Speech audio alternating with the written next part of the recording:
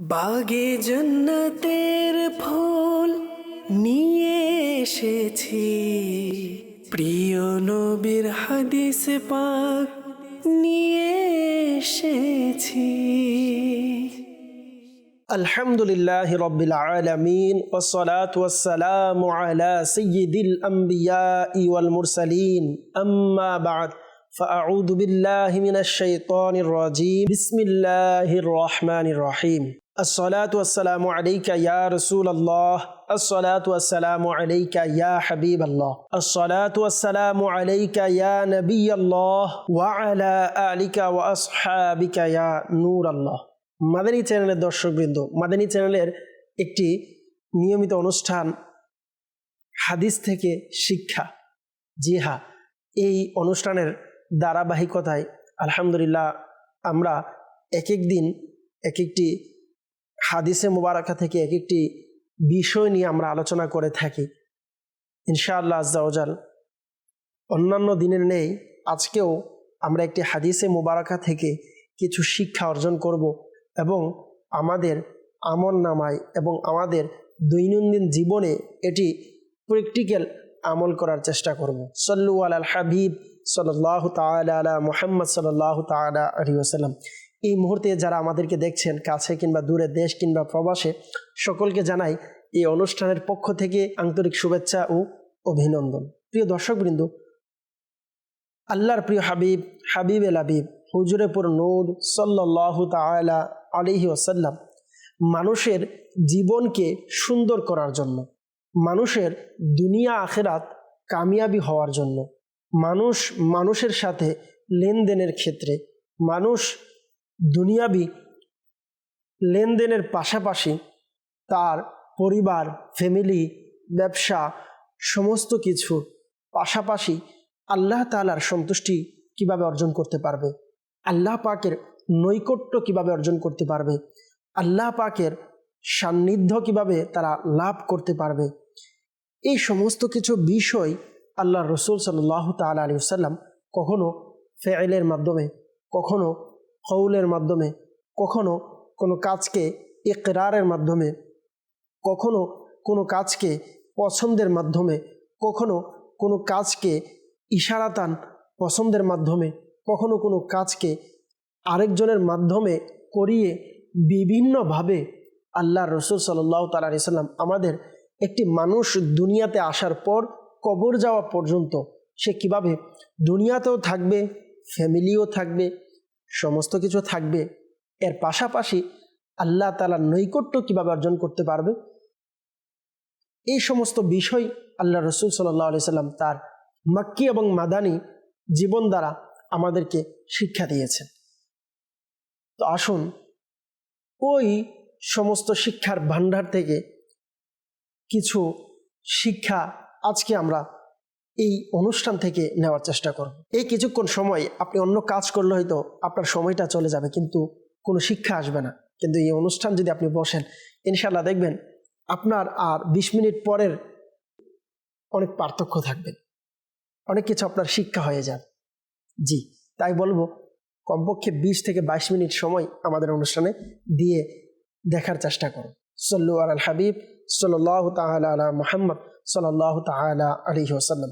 দুরুদে পাকের অগণিত বেশুমার ফজিলত এবং বরকত রয়েছে। যেমন আল্লাহর প্রিয় হাবিব, হাবিবে লাবিব হুজুরে পুর নূর মা আমেনার বাগানের সুবাসিত ফুল, সর্বশেষ নবী রসুলে আরবি সাল্লাল্লাহু তাআলা আলাইহি ওয়াসাল্লামের খুশবুদার ফরমান হচ্ছে, হে মানব সকল, নিশ্চয়ই কিয়ামতের দিনের ভয়াবহতা হিসাব নিকাশ থেকে দ্রুত মুক্তিপ্রাপ্ত ব্যক্তি সেই হবে যে দুনিয়াতে আমার উপর অধিক হারে আলহামদুলিল্লাহি রাব্বিল আলামিন ওয়াসসালাতু ওয়াসসালামু আলা সাইয়্যিদিল আমবিয়াই ওয়াল মুরসালিন আম্মা বা'দ فأعوذ بالله من الشيطان الرجيم الحمد لله رب العالمين والصلاة والسلام على سيد الأنبياء والمرسلين أما بعد فأعوذ بالله من الشيطان الرجيم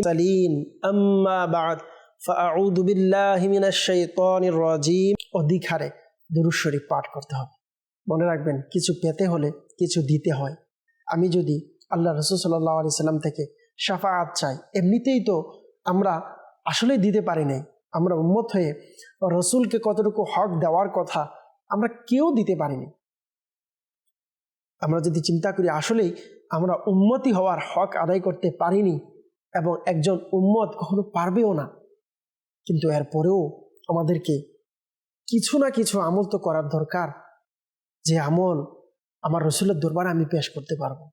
আসুন আমরা নিয়ত করি, ইনশাআল্লাহ আজ্জা ওয়াজাল যখনই সময় পাব, যখনই সুযোগ হবে, আমরা রসুলের উপর দুরূদ শরীফ পাঠ করব। সল্লু আলাল হাবিব সাল্লাল্লাহু তাআলা আলা মুহাম্মদ সাল্লাল্লাহু তাআলা আলাইহি ওয়াসাল্লাম। আজকে আসুন, যারা আল্লাহর নেককার বান্দা আছে তাদের কিছু সিফত আমরা শ্রবণ করব। আল্লাহর নৈকট্য যারা অর্জন করবে, কিভাবে করবে? মাদানী চ্যানেলের দর্শকবৃন্দ, আপনিও হতে পারেন আল্লাহর নৈকট্য বান্দা। আপনিও চাইলে হতে পারেন আল্লাহর প্রিয় বান্দা। আপনিও চাইলে হতে পারেন আল্লাহ তাআলার একনিষ্ঠ বান্দা। কিভাবে, কোন আমল করলে আল্লাহ তাআলা আমাদেরকে আল্লাহর একনিষ্ঠ বান্দা হিসাবে কবুল করবে, এই সমস্ত বিষয় আমরা আজকের এই অনুষ্ঠানে জানতে পারবো। তাদের শান, তাদের মান আল্লাহ কতটুকু বাড়িয়ে দিয়েছেন, কিভাবে বাড়িয়ে দেয়, এই সমস্ত কিছু আমরা হাদিসে মোবারকা থেকে শ্রবণ করব। আসুন হাদিসে পাকটি আমরা আগে শ্রবণ করে নিই। وعن ثوبان عن النبي صلى الله تعالى عليه وسلم قال إن العبد لا يلتمس مرضات الله فلا يزال بذلك فيقول الله عز وجل لجبريل إن فلانا عبدي يلتمس أن يرضيتي ألا وإن رحمتي عليه فيقول جبريل رحمة الله تعالى على فلان ويقولها حملة العرش ويقولها من حولهم حتى يقولها أهل السماوات السبع ثم تهبط له إلى الأرض رواه أحمد। আসুন হাদিসে মোবারকায় আল্লাহ রাসূল সাল্লাল্লাহু তাআলা আলাইহি ওয়াসাল্লাম আমাদেরকে কি বলেছেন আমরা শ্রবণ করি। হযরত সাওবান রাদিয়াল্লাহু তাআলা আনহু থেকে বর্ণিত, তিনি নবী করিম সাল্লাল্লাহু তাআলা আলাইহি সাল্লাম থেকে বর্ণনাকারী। হুজুর সাল্লাল্লাহু তাআলা আলাইহি ওয়াসাল্লাম ইরশাদ করেন, বান্দা আল্লাহর সন্তুষ্টি তালাশ করতে থাকে, সে ওই তালাশের মধ্যে লেগে থাকে। আল্লাহ তাআলা হযরত জিবরাইল আলাইহিস সালামকে বলেন, অমুক আমার বান্দা আমাকে রাজি করতে চায়, জেনে রেখো তার উপর আমার রহমত রয়েছে। সুবহানাল্লাহ। তখন জিবরাইল আলাইহিস সালাম বলেন, অমুকের উপর আল্লাহর রহমত রয়েছে, এই কথা আরশ বহনকারী ফেরেশতাগণ বলেন। এ কথাই তাদের চতুর্পার্শ্বের ফেরেশতারা বলেন, এমনকি 7 আসমানের অধিবাসীরা এটা বলতে থাকেন। অতঃপর এই রহমত তার জন্য জমিনের উপর নাজিল করা হয়। সুবহানাল্লাহ, কি সুন্দর শান। আসুন আমরা প্রথমে শ্রবণ করি। আল্লাহ রাসূল সাল্লাল্লাহু তাআলা আলাইহি ওয়াসাল্লাম হাদিসে পাকে বললেন যে, ইন্নাল আবদা লা ইয়ালতামিসু মারদাতাল্লাহ, যে বান্দা আল্লাহর সন্তুষ্টির মধ্যে লেগে থাকে, সে ওই তালাশের মধ্যেই থাকে। ফালা ইয়াজালু বিযালিকা, ওই তালাশের মধ্যে সর্ব অবস্থায় লেগে থাকে। তখন ফায়াকুলুল্লাহু আজ্জা ওয়া জাল্লা লিজিবরিলা, তখন আল্লাহ তাআলা জিবরাইল আলাইহিস সালামকে বলেন, ইন্না ফুলানান আবিদি ইয়ালতামিসু আইয়ুরদিয়াতি, ওই বান্দা সে চায় আমি যেন তার উপর রাজি হই। জিবরাইল, ওই বান্দা চায় আমি যেন তার উপর রাজি হই। তখন আল্লাহ তাআলা জিবরাইল আলাইহিস সালামকে বলেন, আলা ওয়া ইন্না রহমাতি আলাইহি, জিবরাইল তুমি শুনে নাও, আমার রহমত আমার বান্দার উপর রয়েছে। সুবহানাল্লাহ, আমি আল্লাহ আমার বান্দার উপর রাজি হয়ে গিয়েছি। আসুন এই হাদিসের এই অংশটুকু আল্লাহ তাআলা রাজি হয়ে গিয়েছেন জিবরাইল আলাইহিস সালামকে বলে থাকেন, এটির অর্থ কি? এর মানে হচ্ছে যে ওই বান্দা এভাবে নিজের প্রতিটি দিন ও দুনিয়াবি কাজ দ্বারা মহান আল্লাহ তাআলার সন্তুষ্টি চায়।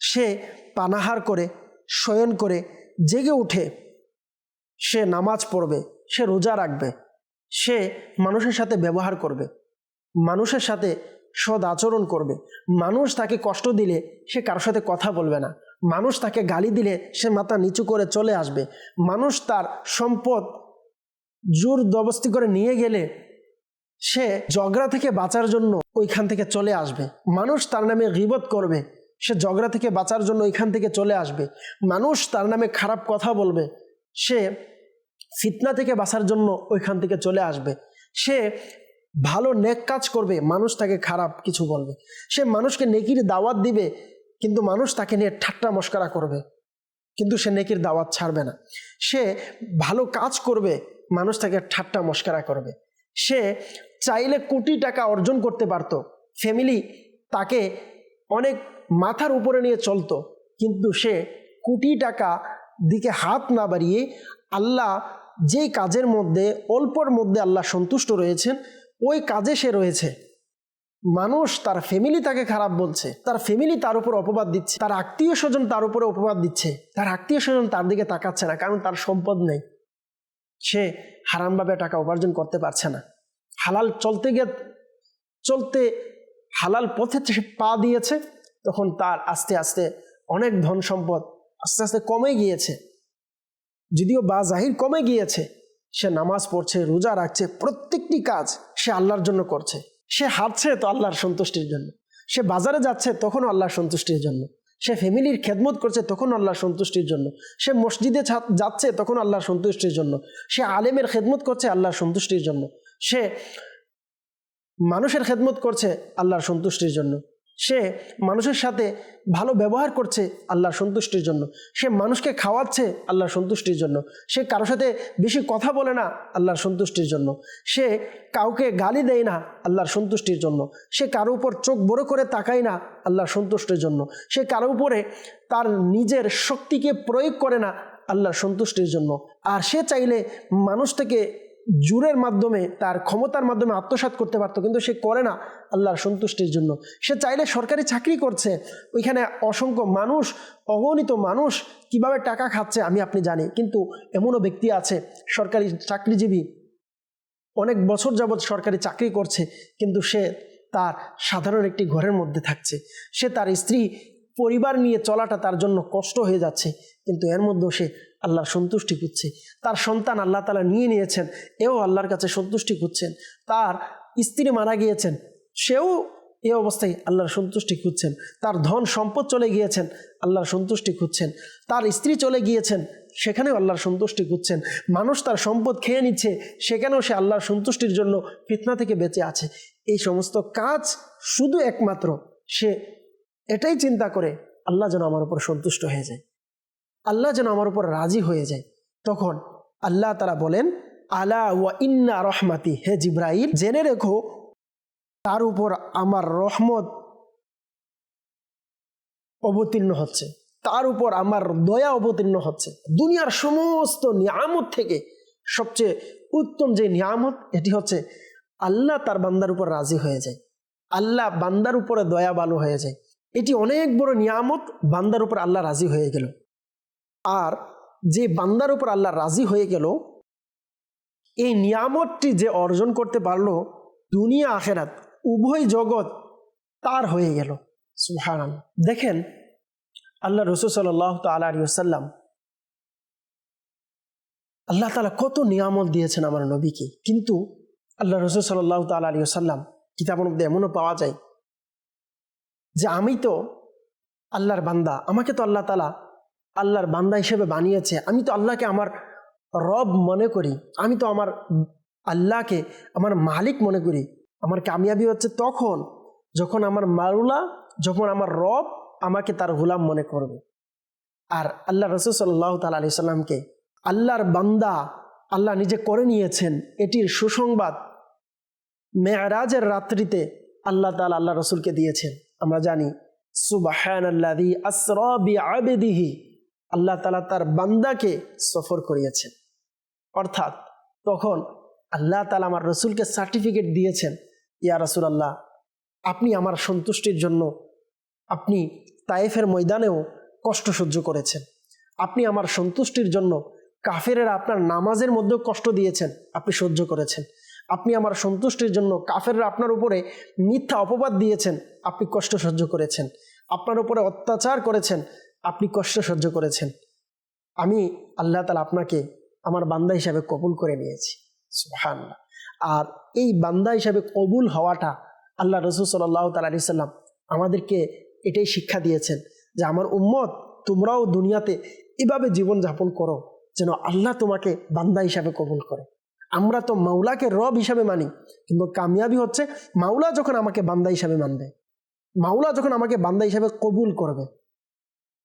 আল্লাহ তাআলা আমাদেরকে বোঝার তৌফিক দান করুক। কোরআনে পাকে আল্লাহ তাআলা তখন ইরশাদ করেন, রাদিয়াল্লাহু আনহুম ওয়া রাদু আন, অর্থাৎ আল্লাহ তাআলা তাদের প্রতি সন্তুষ্ট রয়েছে আর তারাও তার প্রতি সন্তুষ্ট হয়ে গিয়েছে।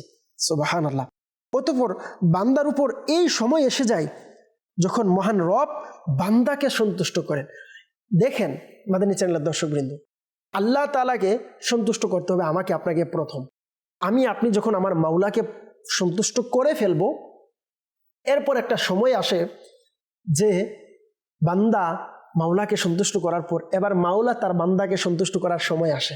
জি হ্যাঁ, হযরত সিদ্দিক আকবর রাদিয়াল্লাহু তাআলা আনহু সুবহানাল্লাহ আল্লাহকে কিভাবে সন্তুষ্ট করিয়েছেন, কিভাবে আল্লাহকে সন্তুষ্ট করিয়েছেন, এই কথা আরো সহজভাবে যদি আমরা বুঝি যে আমরা যখন মাওলাকে সন্তুষ্ট করে ফেলি তখন মাওলা আমাকে আপনাকে সন্তুষ্ট করতে চাই। যেমন কোরআনে পাকে বললেন, ওয়ালা সাউফা ইয়ারদা, অর্থাৎ অনতি বিলম্বে সে সন্তুষ্ট হবে। অর্থাৎ আল্লাহ তাআলা সিদ্দিক আকবরকে এত বেশি দেবেন যে তিনি সন্তুষ্ট হয়ে যাবেন। আর আপনি যখন মানুষের দিকে না তাকিয়ে আল্লাহকে সন্তুষ্টির জন্য আপনি আপনার জীবনকে অতিবাহিত করবেন, একটা সময় আসবে আপনার উপর আল্লাহ সন্তুষ্ট হবেন এবং দুনিয়াবাসী মানুষও আপনার উপরে সন্তুষ্ট হয়ে যাবে। সুবহানাল্লাহ। আর যদি আপনি মানুষকে সন্তুষ্ট করার চেষ্টা করেন, চিন্তা করেন, মনে রাখবেন মানুষকে সন্তুষ্ট করাতে পারবেন না। এমনকি এমন একটা সময় চলে আসবে যে সময়টা আল্লাহ আপনার উপরে অসন্তুষ্ট হয়ে যাবে। আল্লাহ তাআলা আমাদেরকে বোঝার তৌফিক দান করুন। যে আল্লাহ রাসূল সাল্লাল্লাহু আলাইহি সাল্লাম হাদিসে বললেন যে আল্লাহ তাআলা তার বান্দাকে সন্তুষ্ট করে দেন যখন আল্লাহকে সে সন্তুষ্ট করতে পারে। তার মানে আপনি মানুষকে সন্তুষ্ট করাতে পারবেন না। এই জন্য আল্লাহ তাআলা রাসূল সাল্লাল্লাহু আলাইহি সাল্লাম আপনাকে বলেনও নাই মানুষকে আপনি সন্তুষ্ট করেন। হ্যাঁ, মানুষকে সন্তুষ্ট কখন? এই কাজে সন্তুষ্ট করবেন যেই মানুষকে, যেই কাজে, যে অবস্থায় আপনি সন্তুষ্ট করলে আল্লাহ খুশি হবে। এটা মানুষের সন্তুষ্টির জন্য, আল্লাহর সন্তুষ্টির জন্য মানুষকে সন্তুষ্ট করা, এটির মধ্যে পার্থক্য আছে, আমাকে আপনাকে বুঝতে হবে। আর যদি শুধুমাত্র মানুষ সন্তুষ্ট হয়ে যাক, মানুষ আমার উপর রাজি হয়ে যাক, মানুষ আমাকে কি বলবে আমি যদি এভাবে না চলি, মানুষ আমি যদি পাঞ্জাবি সুন্দর না পরি মানুষ আমাকে কি বলবে, আমি পাগড়ি সুন্দর না পরলে মানুষ আমাকে কি বলবে, আমি ভালো ঘড়ি না ব্যবহার করলে মানুষ আমাকে কি বলবে, আমি অল্প টাকার বেতনের হালাল চাকরি করি মানুষ আমাকে কি বলবে, আমি অল্প টাকায় অর্জন করে ঘরে দেই, ঘরের মানুষ আমাকে কি বলবে, আমি জুতা ব্যবহার করছি মানুষ আমাকে কি বলবে, আমি চলাফেরা করছি, চলাফেরা একটু সুন্দর করে চলতে হবে, কেন না হয় মানুষ আমাকে কি বলবে, আমি গাড়ি ব্যবহার করছি একটু ভালো গাড়ি নিতে হবে, কেন মানুষ আমাকে কি বলবে, আমি কাপড় ব্যবহার করছি, কেন মানুষ আমাকে কি বলবে, আমি মোবাইল ব্যবহার করছি, আমার মোবাইলের মধ্যে কতটুকু কল্যাণ রয়েছে এটা চিন্তা নাই, মোবাইল যেন সুন্দর হয়, কেন যদি সুন্দর না হয় মানুষ আমাকে কি বলবে, আমি আলেম হচ্ছি, ভালো ওয়াইজ না হতে পারলে মানুষ আমাকে কি বলবে, আমি ভালো কাজ করছি কিন্তু মানুষ জানে না, মানুষকে জানাইতে হবে, কেন না হয় মানুষ আমাকে কি বলবে, আমি হজ করেছি আল্লাহ কতটুকু কবুল করেছে কি করে নাই এটা জানি না, মানুষকে আমাকে জানাইতে হবে, কেন না হয় মানুষ আমাকে কি বলবে, আমি নেক আমল করেছি কিন্তু মানুষ জানে না, আমাকে জানাইতে হবে, কেন না হয় মানুষ আমাকে কি বলবে, আমার টাকা নেই, আমার সন্তানকে বিবাহ দিব, তারও বেশি উপার্জন নেই, তারপরও তাকে টাকা উপার্জন করে তাকে বড় হতে হবে, তার নিজের পায়ে নিজে দাঁড়াইতে হবে, এরপরে তাকে বিবাহ করাবো, কেন যদি অল্প বয়সে বিবাহ করাই, যদি অল্প টাকায় বিবাহ করাই মানুষ আমাকে কি বলবে, আমি আমার সন্তানকে বিবাহ করাবো, কয়েক লক্ষ টাকা খরচ করে আমার সন্তানকে বিবাহ করাবো, কেন? এই জন্য যদি আমি ভালো টাকা খরচ করে বিবাহ না করাইতে পারি, মানুষ আমাকে কি বলবে? আমি আমার সন্তানকে অমুক সুন্দরীর সাথে, অমুক টাকাওয়ালার সাথে, অমুক সম্পদশালীর মেয়ের সাথে বিবাহ করাবো, সে দিনদার কিনা, পরহেজগার কিনা, এগুলো দেখার সময় নাই। সে সম্পদশালী, সে ভালো দুনিয়াবী শিক্ষা অর্জন করেছে, তার কাছে আমার মেয়েকে বিবাহ দিতে হবে, তার কাছেই আমার ছেলেকে বিবাহ দিতে হবে। কেন? যদি না দেই, মানুষ আমাকে কি বলবে? হ্যাঁ, আমি আমার একটি স্বপ্নের বাড়ি করব, কেন? আমি আরাম করে থাকবো শুধু এটা না, যদি বাড়িটা একটু ডিজাইনটা সুন্দর না হয় তাহলে কেমন হয়? কেন না হয়? মানুষ আমাকে কি বলবে? আমি যদি ভালো খাবার বাজারে গিয়েছি, টাকা বাজার করার সময় বড় মাছটা আমি না কিনি, মানুষ আমার দিকে তাকিয়ে আছে, আমি অনেক টাকার মালিক, যদি আমি না দিই তখন মানুষ আমাকে কি বলবে? আমি মাদ্রাসায় দান সৎকার করার সময় সবাইকে এলান করে দিচ্ছি, কেন? এই জন্য যদি আমি না দেই, মানুষ আমাকে কি বলবে? আমি যদি মাদ্রাসা করার সময় মাদ্রাসায় টাকা বেশি করে একটু না দিতে পারি, তখন মানুষ আমাকে কি বলবে?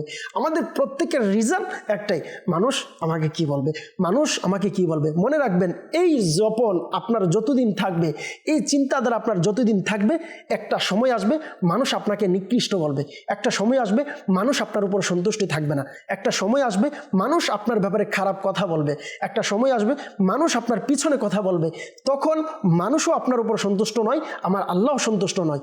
আর আপনি খান, ঘুমান, চাকরি করছেন, ব্যবসা করছেন, ফ্যামিলি চালাচ্ছেন, যাই করছেন, সমস্ত কিছুর মধ্যে একটাই উদ্দেশ্য, আমার মাওলা আমাকে কি বলবে, আমি আমার মাওলাকে সন্তুষ্ট করাবো।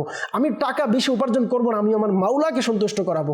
একটা সময় আসবে ইনশাআল্লাহ, আপনি অল্প টাকা উপার্জন করেছেন, আল্লাহ আপনার উপরে সন্তুষ্ট হবে, একটা সময় মানুষও আপনার উপরে সন্তুষ্ট হয়ে যাবে। প্রিয় মাদানী চ্যানেলের দর্শকবৃন্দু, আল্লাহ রাসূল সাল্লাল্লাহু আলাইহি ওয়াসাল্লাম হাদিসে মুবারক আমরা শ্রবণ করছিলাম। হাদিসে মুবারকার দ্বিতীয় অংশে বললেন, ফায়াকুলু জিবরিলু রহমাতুল্লাহ, যখন আল্লাহ তাআলা বলে আমি তার উপরে সন্তুষ্ট, তখন হযরত জিবরাইল আলাইহিস সালাম বলেন অমুকের উপর আল্লাহর রহমত রয়েছে, সুবহানাল্লাহ।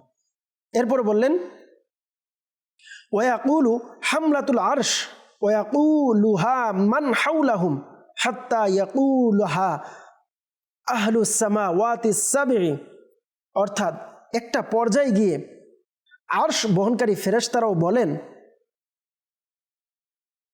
এবং তাদের আশেপাশের সমস্ত ফেরেশতারাও এই কথা বলে ওঠেন যে তার উপর আল্লাহ সন্তুষ্ট রয়েছেন, সুবহানাল্লাহ, এবং ফেরেশতারাও তাদের উপরে সন্তুষ্ট রয়েছেন। মাদানী চ্যানেলের দর্শকবৃন্দ, মোট কথা হচ্ছে আসমানগুলোতে, আসমানের উপরে তার নামের ঢঙ্কা বাজা শুরু করে, এবং একটা পর্যায়ে ফেরেশতারাও ওই ব্যক্তিকে বলে রহমাতুল্লাহি আলাইহি, রহমাতুল্লাহি আলাইহি, অর্থাৎ আল্লাহ তাআলা তার উপর রহমত করুন। এই দোয়াটি হয়তো ফেরেশতারা তাদের ভালোবাসার কারণে করে থাকে, অথবা ওই ফেরেশতাগণ নিজের আল্লাহর নৈকট্য বাড়ানোর জন্য এই দোয়া করতে থাকেন। তাহলে বোঝা গেল নেককার লোকদের জন্য দোয়া করা আল্লাহর নৈকট্যের মাধ্যম হয়ে থাকে, সুবহানাল্লাহ।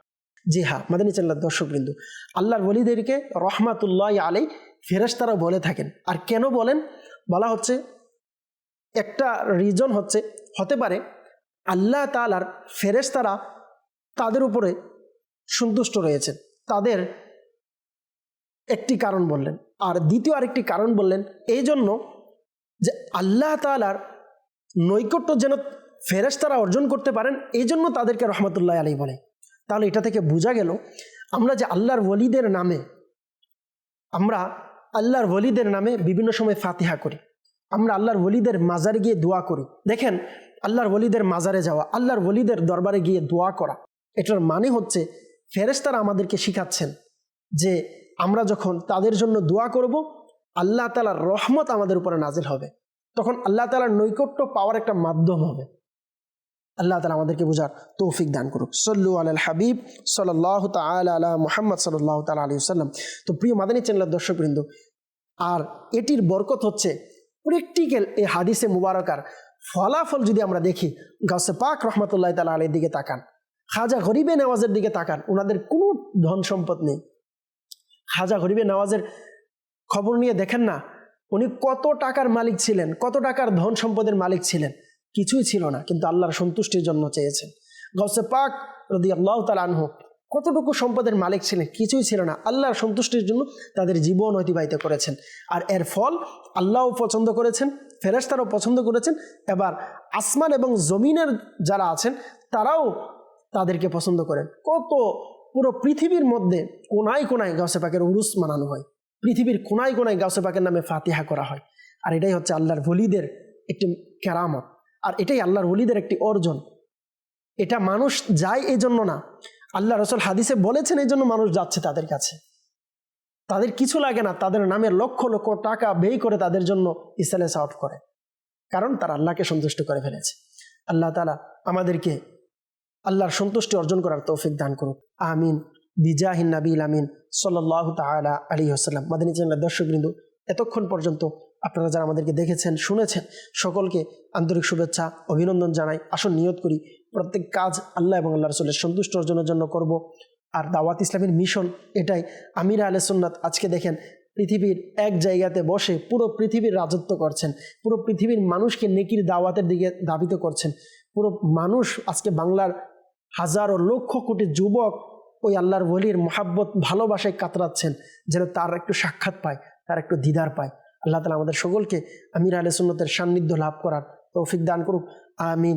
বিজাহিন নবীল আমিন সাল্লাল্লাহু তাআলা আলাইহি ওয়াসাল্লাম। সাল্লু আলাল হাবিব সাল্লাল্লাহু তাআলা আলা মুহাম্মদ সাল্লাল্লাহু তাআলা আলাইহি ওয়াসাল্লাম। দেখা হবে আগামী পর্বে নতুন কোনো হাদিস নিয়ে, নতুন কোনো শিক্ষা নিয়ে। এ পর্যন্ত ভালো থাকুন, সুস্থ থাকুন, মাদানী চ্যানেল দেখতে থাকুন। সাল্লু আলাল হাবিব সাল্লাল্লাহু তাআলা আলা মুহাম্মদ সাল্লাল্লাহু তাআলা আলাইহি ওয়াসাল্লাম। বাগে জান্নাতের ফুল নিয়ে এসেছি, প্রিয় নবীর হাদিস পাক নিয়ে এসেছি।